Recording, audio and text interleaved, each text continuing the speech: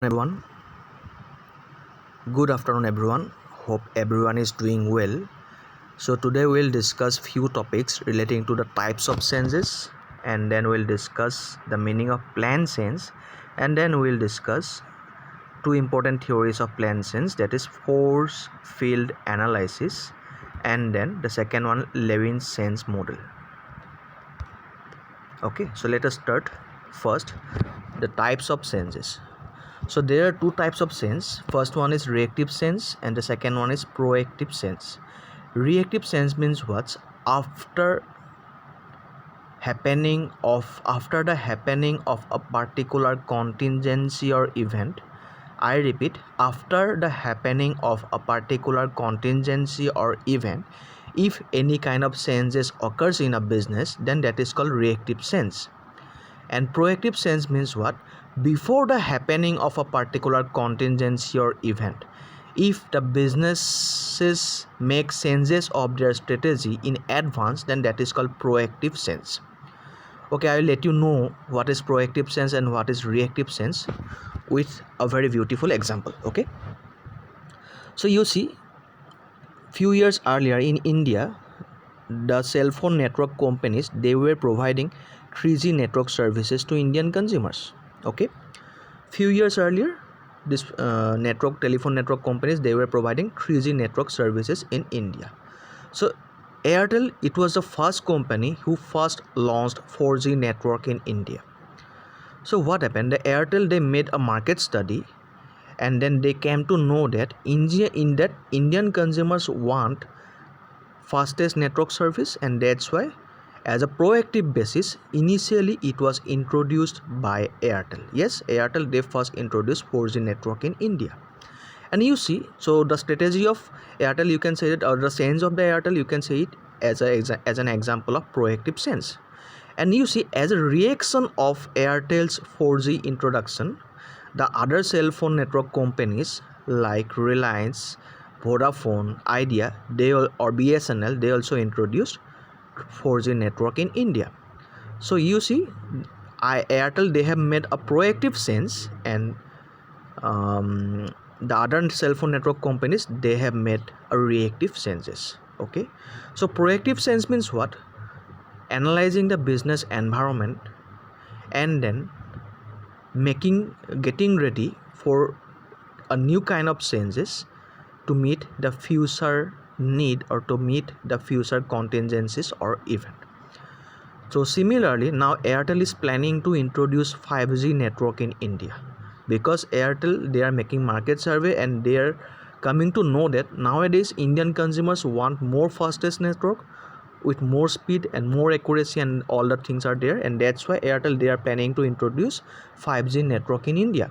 And if you see, once Airtel will be successful in introducing 5G network in India, then obviously you will see that the other cell phone network companies like Reliance Jio, or Vodafone, or Idea, or BSNL, they will also introduce 5G network. Means again, here you can see that Airtel, as a market leader, they will first introduce 5G network, and the other phone companies will also introduce the 5G network in India. So Airtel strategy is, you can say, that proactive, because they are continuously studying their business environment, and strategically they are changing their business in advance. Okay, changing their business strategies in advance to meet the future requirement. And after introducing a particular strategy by Airtel, the other companies, they are, as a mode of reaction, they are making changes of their business strategy in order to compete in the market.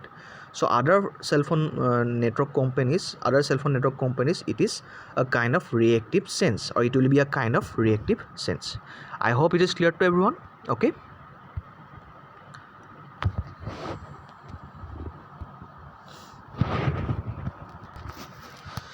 now we'll discuss the meaning of planned sense. So proactive sense is basically known as planned sense. Here the organization first, they will analyze the business environment, and then they will make a plan to make a strategic change of their business strategies in order to meet the future requirement of the business. I repeat, the organization first, they will make a study of their business environment, and then they will make some strategy to make certain kind of changes of their business strategies to meet the future requirement. That is called planned change. So there are few important theories are there regarding planned change. First one is force field analysis, and the second one is Levin's change model. That is three-step process: unfreezing, changing, and refreezing. And regarding force field analysis, there are three forces. Both this model has been developed by Levin's model, and that is why it is known as Levin's model.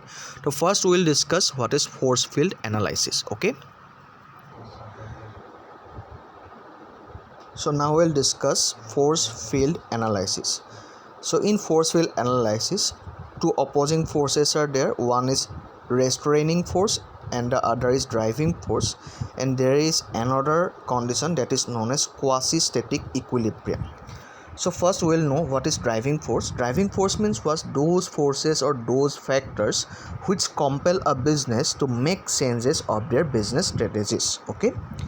Restraining force means those forces or those factors which compel a business not to make change or maintaining or preserving their old status or old strategies. Okay.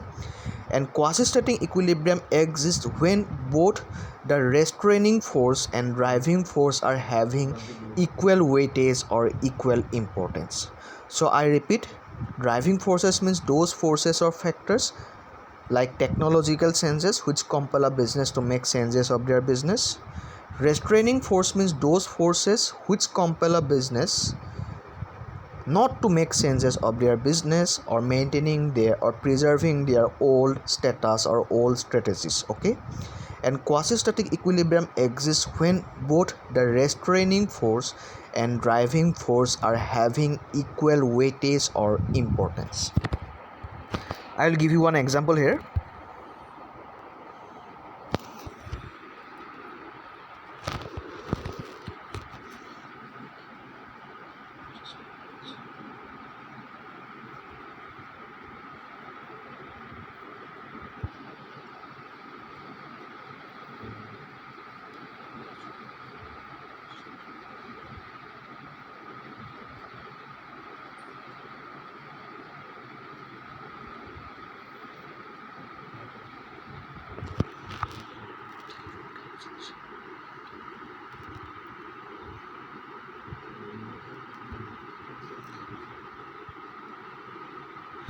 So I will be giving one example here. In India, till 2007, in the cell phone industry, the company Nokia, they were having largest market share in India, and they were having more than 50% market share in India. And during that time, the Nokia company, they were selling black and white phones, they were selling color phones, and then they were selling some kind of other advanced mode of phones as compared to those black and white or color phones like VGA camera and all.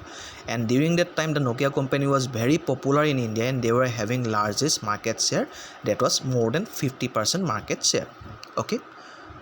In the year 2008, the first Android was introduced in India. Okay. So what happened during that time?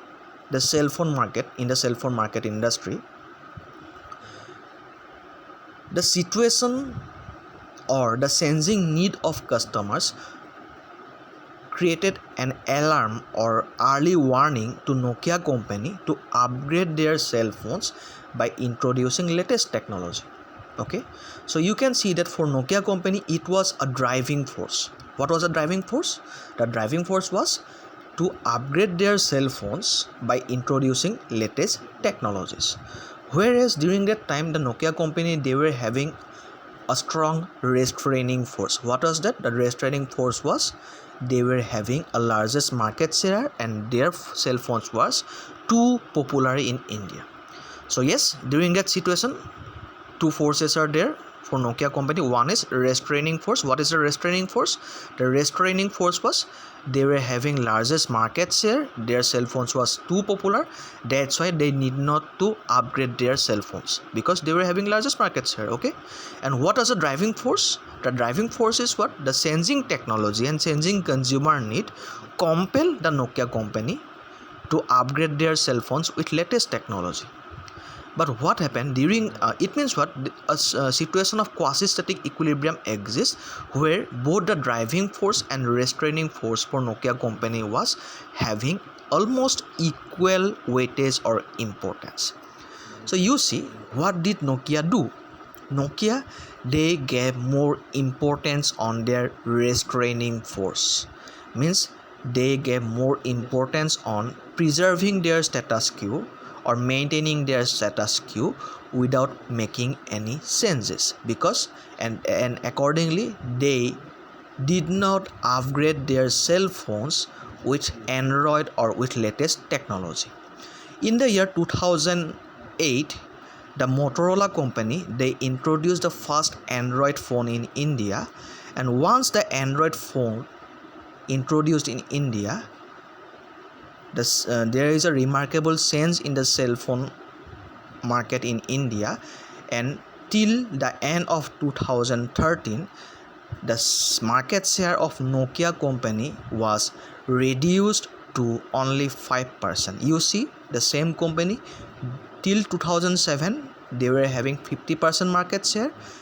Till the end of 2013 they were having less than 5% market share.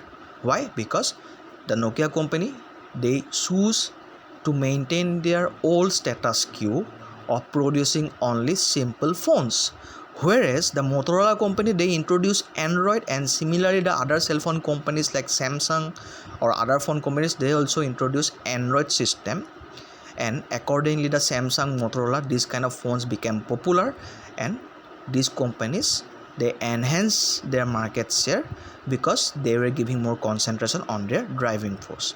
So you see, in some situation, in some cases or in some circumstances, for a business there may be a restraining force, there may be a driving force, and there may be a state of quasi-static equilibrium when both the restraining force and driving force are having equal weightage.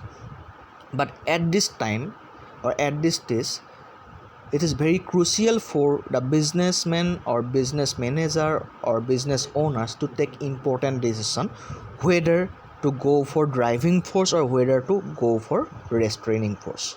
Okay, so Nokia company, they did the mistake, and that's why their market share were reduced to a great extent. I hope it is clear what is force field analysis. Now we will discuss Levin's three-step model of change. Okay, Levin's three-step change model, that is unfreezing, changing, and refreezing. So unfreezing means what? Discarding or de-recognizing the old behavior and preparing for accepting a new behavior or a new attitude.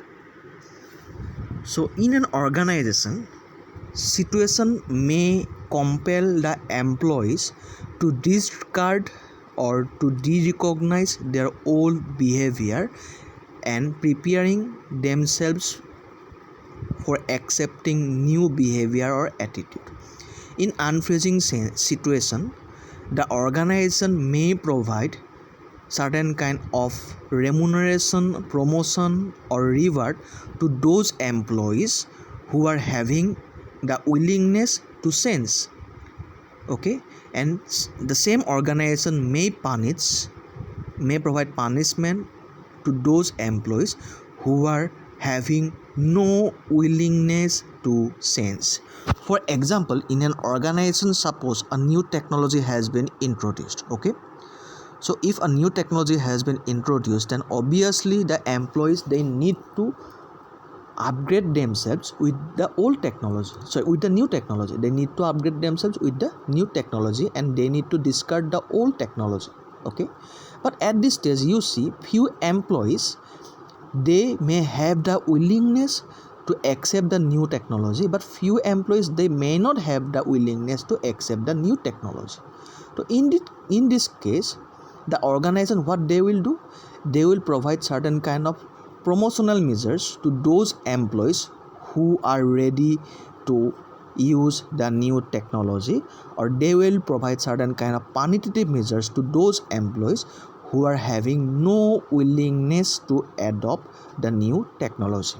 Okay, so unphrasing means what? Simply discarding the old behavior and preparing for accepting the new behavior or attitude or sense. That is called unphrasing.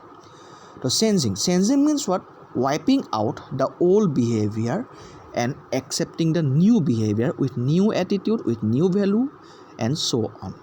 So you see, if the new technology is introduced, then the employees, they need to stop using the old technology and they need to start using the new technology. That is called sensing. Okay, and the third one is rephrasing. Rephrasing means what? Getting familiar or becoming habitual in using the new technology, or becoming familiar with the new sense, or having a new status quo.